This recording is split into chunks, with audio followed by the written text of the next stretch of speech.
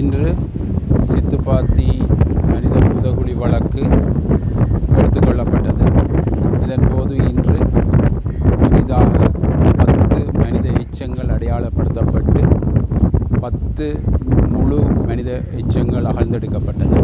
மொத்தமாக 187 மனித எச்சங்கள் அடையாளப்படுத்தப்பட்டு அவற்றில் 174 மனித எச்சங்கள் அகழ்ந்தெடுக்கப்பட்டன. இன்று மனித எச்சம் 177 178 ஒன்றோடொன்று இணைந்தவாறு காணப்படுகிறது. அது இன்னும் அகழ்ந்தெடுக்கப்படவில்லை. அத்தோடு சான்று பொருளாக ஒரு உடைந்த காப்பு ஒன்றும் கண்டெடுக்கப்பட்டிருக்கிறது. இன்னும் அடையாளப்படுத்தப்படவில்லை. நாளை 38வது நாள் அகழ்வு பணி தொடர்ந்து நடைபெற இருக்கின்றது.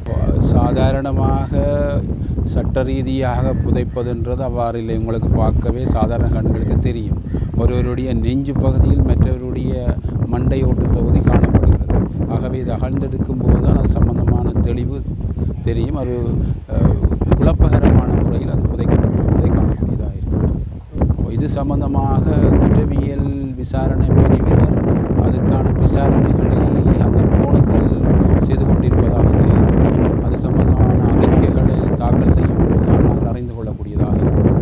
இதுவரை எங்களால் கணக்கெடுக்கப்படவில்லை. சட்ட